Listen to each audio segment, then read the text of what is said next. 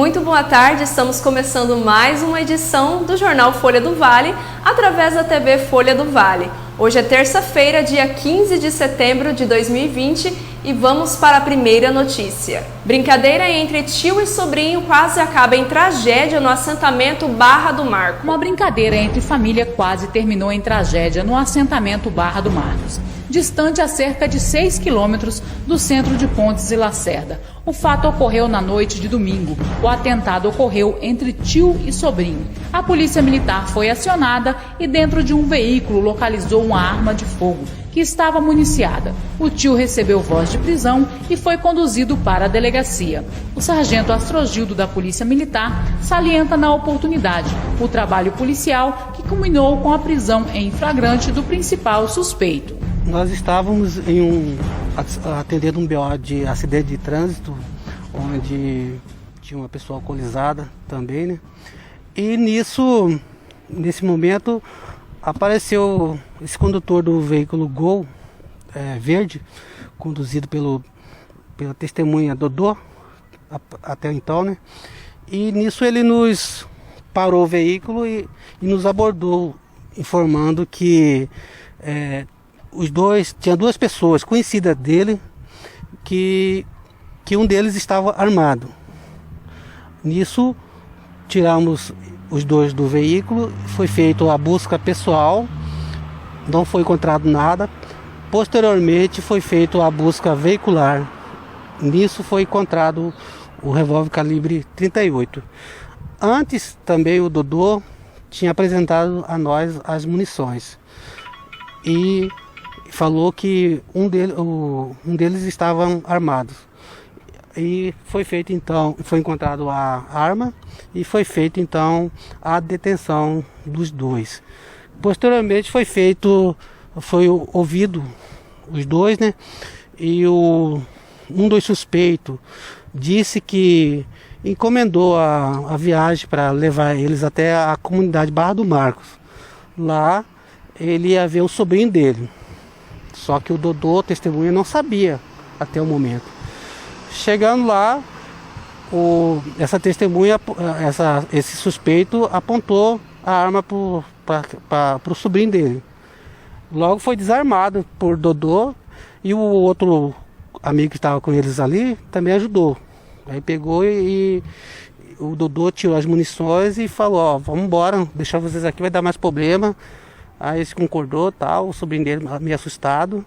Aí entrou no veículo e vieram para cá, para Lacerda. Aí nisso ele encontrou já nós ali atendendo o BO, né? E foi o que ele falou, que eu falei para vocês antes aí, né? Agora, a situação dele não é nada boa, né? Além de não ter o porte, ainda tem uma tentativa de homicídio. Sim, será apurado pela Polícia Civil, né? Os antecedentes deles, para ver se tem mais crime, né? Se tem pendência, se tem alguma prisão. Tudo será apurado pela Polícia Civil. E o outro suspeito que estava com esse que apontou a arma, ele estava com um companheiro dele. Aparentemente, ele ainda fala que não sabia que ele estava armado, que esse amigo dele estava armado. Por isso que ele foi lá com ele, tudo. Só foi descobrir também, junto com a testemunha, que o outro estava armado no momento que ele apontou a arma para o sobrinho dele. Lembrando que antes também teve ligações no C90 informando que dessa ameaça que esse sobrinho estava sofrendo pelo tio dele aí. Chefe do Procon fala sobre as visitas aos mercados em Mirassol do Oeste. Bem, nesse momento estamos aqui no Mercado Queiroz, a gente vê ali, está repondo arroz Cobrem por apenas R$ 18,99. E nós vamos sair daqui, vamos até o Procon conversar com o Robson Castilho e saber como foi a visita dos mercados em Mirassol do Oeste e os pedidos das notas sobre o valor do arroz, óleo, leite e também açúcar e o feijão. Com a palavra, Robson Castilho. Bom dia, Cleiton Gonçalves. Bom dia, adeptos ao canal Namiro do Cleiton. Nós estivemos sim no dia 3 de setembro fazendo um monitoramento de preço. Eu quero deixar claro que o Procon não tem fiscal, a gente não faz uma fiscalização, mas a gente faz um monitoramento de preço que no fim acaba dando o mesmo efeito, tá? Então o que nós fizemos? Diante de muitas reclamações de preços abusivos do arroz, do óleo, do feijão, do leite. Então nós percorremos alguns supermercados de Mirassol do Oeste, fizemos a coleta de todos os preços, né? Fotografamos inclusive. E o que a gente percebeu, Cleiton? Que alguns comércios de Mirassol do Oeste estão praticando a margem de lucro abaixo de costume, abaixo do praticado. Geralmente um comércio pratica uma margem de lucro de 20%, 25% ou até 30%, dependendo do produto. Existem supermercados que estão praticando a margem de lucro de 9%, justamente para que o preço fique acessível ao consumidor. Então, diante disso, após o monitoramento, então nós solicitamos, aqui está um ofício, fizemos um ofício circular para esses supermercados que nós realizamos o monitoramento e demos um prazo de 5 dias para que nos encaminhassem uma explicação da alta dos preços, e eles estão nos respondendo. Alguns supermercados ainda estão dentro do prazo, esse prazo não venceu, ele vence na segunda-feira, mas eu já tenho aqui algumas explicações, e a gente percebe, Cleiton, pelas notas fiscais, que não existe um abuso de preço pelo consumidor, pelo fornecedor de Mirassol do Oeste. Existe uma alta que ela vem de cima para baixo, dos fornecedores, e que em Mirassol do Oeste, embora, agora eu falo como consumidor, embora o preço esteja alto, muito alto, não está sendo praticado um abuso de preço pelos fornecedores de Mirassol do Oeste. Tá? Como que a gente verifica isso, Cleiton? O arroz está custando R$10 o pacote de 5 quilos, de repente ele passa para 20, que é o que está acontecendo. A gente vai verificar a margem de lucro desse fornecedor. Se ele praticava uma margem de lucro ali de 20%, e a gente verificar pelas notas que ele praticou, ele aumentou para 30%, aí o PROCON considera abusivo. Aí nós queremos saber por que esse aumento na margem de lucro. O que benfeitoria que teve, o que aconteceu para que ele aumentasse essa margem de lucro. Aí é abusivo. E nós não verificamos isso no nosso monitoramento de preços. A maioria dos mercados enviaram notas para você da compra que eles fizeram para o mercado? Cleiton, no momento do monitoramento, o gerente, o proprietário de alguns mercados já trazia uma nota na hora, sem a gente solicitar. Falar aqui, ó, quanto que eu estou pagando no arroz, quanto que eu estou pagando no feijão, o leite. Então ali, em loco, naquele momento a gente já verificava que não havia um abuso de preço por parte do fornecedor. Quer dizer, o que inviabiliza que o PROCON faça qualquer tipo de sanção no supermercado. Porque como que o PROCON vai sancionar, vai aplicar uma sanção no supermercado se ele não está praticando um preço abusivo? Ele não elevou a sua margem de lucro. Né? E é bom que se deixe claro, Cleiton, que esse aumento de preço ele não é local. Porque se fosse local, o PROCON resolveria sim. Se fosse só em Mirassol, com certeza nós iríamos resolver, porque alguma coisa estava errada. Isso é nacional, isso é o Brasil inteiro. E aí, diante disso, os PROCONs do Brasil todo, através da nossa associação PROCONs Brasil, que representa todos os PROCONs do Brasil, não só de Mato Grosso, juntamente com a Associação dos Promotores de Justiça, que atua na área do consumidor, e juntamente com a OAB, com a Associação dos Advogados, que atua na área do consumidor, já oficiaram ao governo federal pedindo providências para que fizesse uma intervenção junto ao Ministério da Justiça e junto ao Ministério da Agricultura para tentar achar um meio para viabilizar essa situação. Eu tive uma notícia recentemente que parece que o governo zerou aí o imposto, né, para importação, que eu acredito que já vai melhorar a situação. E fora isso, Cleiton, existe promoções em Mirassol do Oeste. Hoje eu vi ontem na rede social um pacote de arroz a R$19,90.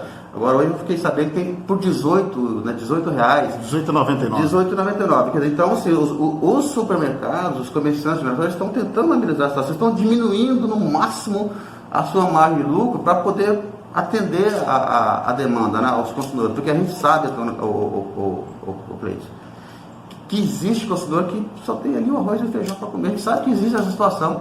Né? E com esse preço de arroz e feijão, como é que vai se alimentar uma família? Né? Então é uma situação difícil, complicada. Eu vejo muita gente na rede social falando que o PROCON não resolve, o PROCON não pode resolver.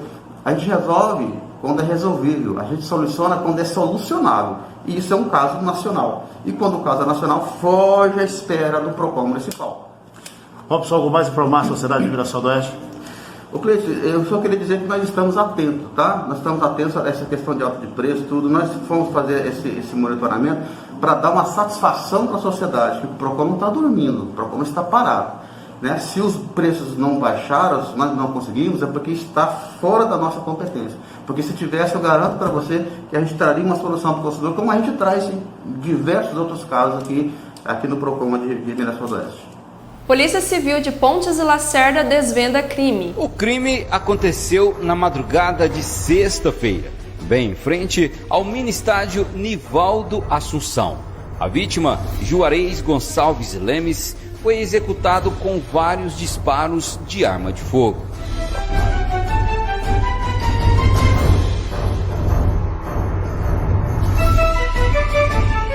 Após o ocorrido, a Polícia Judiciária Civil entrou em cena e começou a realizar as investigações. E ainda na madrugada de sexta-feira, prendeu os 2 suspeitos de terem executado a vítima. Por questões de lei, não podemos mostrar a imagem dos suspeitos e nem o nome de ambos. Mataram, executaram e as leis brasileiras ainda amparam os suspeitos. Protegem para que não sejam vítimas da sociedade. A arma utilizada para o crime foi esta calibre 38, que já estava inclusive recarregada, municiada, no momento em que foi localizada pelos policiais civis. O delegado que está à frente do inquérito policial destacou como tudo aconteceu, o crime e a prisão dos 2 suspeitos que foram presos em flagrante. Antes do registro formal da ocorrência, foi designada uma equipe de investigadores que foram ao local dos fatos, iniciaram as diligências preliminares, ali tentando identificar os suspeitos, realizando entrevistas, né, identificando as testemunhas. Então, desde o início ali, o crime ocorreu por volta de 00h40, da data de hoje. Eles saíram em busca de maiores informações, até que foi possível obter a identificação dos suspeitos, né? Com base nas informações prestadas principalmente pela ex-companheira da vítima. Então, no curso da manhã, do início da manhã, eles acabaram fazendo diligências, logrando êxito em fazer a detenção de um dos suspeitos que estava na sua residência, e no local foi encontrada a arma de fogo que teria sido utilizada no crime, né? Em princípio, né, preliminarmente, a vítima ela foi atingida, alvejada por 6 disparos de arma de fogo, principalmente na região das costas, né, o que indica que ele estava tentando fugir ali da agressão, e foram encontrados 6 estojos lá no local. A arma de fogo ela foi encontrada na casa desse primeiro suspeito e já estava remuniciada, né? A informação que ele tinha é que ele tentou remuniciar no momento ali da agressão, até ele queria desferir mais disparos. A arma foi localizada na casa de quem matou o Juarez? Sim, é o suspeito da prática dos disparos, né? De fato, quem teria acionado que estaria portando, teria acionado a arma de fogo ali para os disparos. Na sequência, foi identificado e lograram êxito na detenção do segundo suspeito, que ele teria prestado um auxílio material, né? Porque no momento dos fatos houve uma desinteligência entre os 2 homens, os 2 suspeitos e a vítima. Então, de acordo com as informações prestadas pela ex-companheira da vítima, em dado momento um deles falou para o outro que iria buscar uma arma de fogo e teria emprestado o carro desse suspeito que ficou no local contendendo com a vítima, e um pouco depois ele retornou já em posse da arma de fogo e efetuou esses disparos que ceifaram a vítima. Eles chegaram a dizer, doutor, o que levou aí aos disparos da arma de fogo, o motivo? Em princípio, a gente observa ali pelas informações preliminares que a gente conseguiu reunir, eles não se conheciam anteriormente, da mesma forma também não conheciam a ex-mulher da vítima. Então, o contexto ali envolve a ingestão de bebida alcoólica, né? Eles estariam bebendo, havia um bar do lado do local, então tudo nos leva a crer, inclusive foi o nosso enquadramento preliminar ali, que foi um homicídio praticado por motivo fútil, né? E a gente observa a influência desse estado de embriaguez, desse consumo excessivo de álcool nesse contexto, sendo o desencadeador do desentendimento e dessa exaltação de ânimo, né? Que acabou resultando nessa situação trágica. Eles já têm passagem pela polícia, doutor? Eles possuem alguns antecedentes policiais, mas nada dessa natureza, né? Um deles tem antecedente por receptação, outro por alguns delitos de trânsito, mas nada desse tipo. Com relação à arma de fogo, doutor, ele tem porte dela? Não, a arma de fogo ela vai ser periciada, né? Mas não possui porte nem posse regular da arma. No caso da mulher, doutor, vai recair alguma responsabilidade? Pelas informações, pelo que a gente reuniu até agora, né, ela realmente acabou testemunhando, sendo uma testemunha ocular dos fatos, em que pese ela está no meio daquela situação, né, do desentendimento, que um pouco a vítima teve um sentimento de ciúme, né, até dizendo que eles estariam separados ali por um mês, mais ou menos, mas eles ainda tinham um certo relacionamento. Mas nada indica nesse momento, indicia que a mulher, a ex-companheira da vítima, tem alguma participação no crime. Agora, doutor, foi tudo muito rápido, contra o suspeito recai flagrante ainda? Sim, porque pelo Código de Processo Penal existem as hipóteses de estado flagrancial, e uma delas é quando, logo após os fatos, o suspeito é encontrado em posse de objetos, em circunstâncias que façam a polícia ter essa presunção de que ele tenha sido o autor do ocorrido, que foi o que aconteceu. E além do mais, as diligências investigativas iniciaram logo que a gente teve conhecimento, pouquíssimo depois dos fatos, e os policiais ininterruptamente ficaram buscando localizá-lo, né? Então, a gente tem uma hipótese flagrancial, né, com amparo no artigo 302 e 290 do CPP. Ainda que a pessoa tenha sido flagrado cometendo o crime, ele só vai ser considerado culpado após o julgamento, devido ao processo legal. Então, essa prisão que acontece, seja no flagrante, uma prisão antes do julgamento, é uma prisão cautelar. O juiz vai analisar se é necessária a manutenção da prisão para garantia da ordem pública, para assegurar a aplicação da lei penal, para a conveniência da investigação criminal. Então, mas pela gravidade dos fatos, né, a gente imagina que estejam presentes os requisitos, né? Só que essa aferição, essa análise é feita pelo juiz da nossa comarca. Polícia Federal apreende caminhão de mudanças com fundo falso. A Polícia Rodoviária Federal da 7ª Delegacia da cidade de Barra do Garças interceptou um caminhão baú que transportava mudanças. Neste tinha um fundo falso e uma grande quantidade de entorpecentes.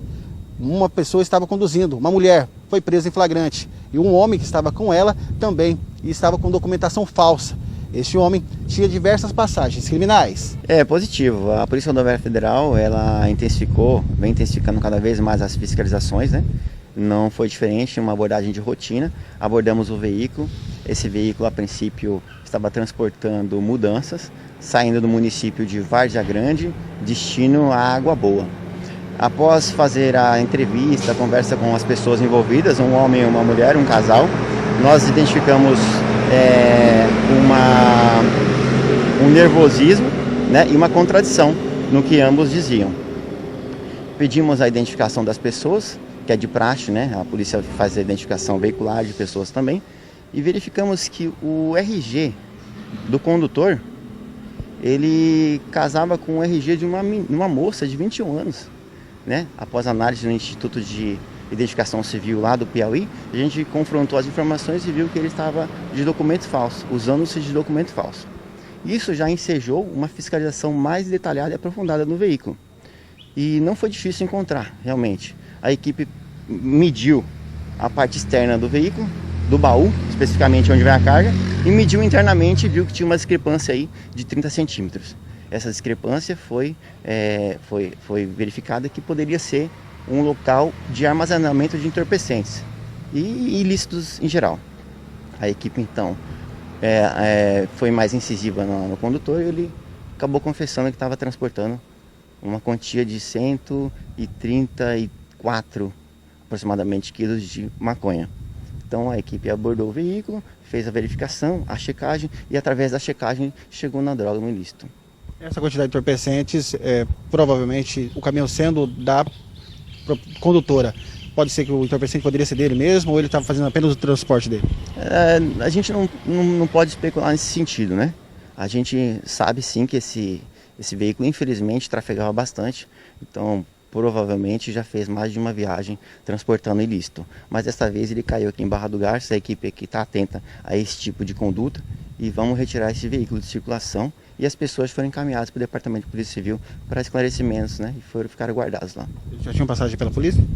O rapaz sim, após a gente verificar o porquê do documento dele estar apresentando documento falso, a gente verificou que ele tinha sim passagem por tráfico de entorpecentes, né? Então isso também ensejou uma fiscalização mais detalhada, tá? Então é sempre dessa forma, a gente verifica todos os documentos, faz uma checagem aprofundada e ali a gente entrevista as pessoas e geralmente a gente consegue êxito em recuperar drogas e ilícitos em geral. Então, além do tráfico de drogas, o falsidade ideológica também se aplicou a ele? Positivo, com certeza. Foi preso pelos 2 crimes. Sogro esfaqueia genro após ver sua filha agredida em Sorriso.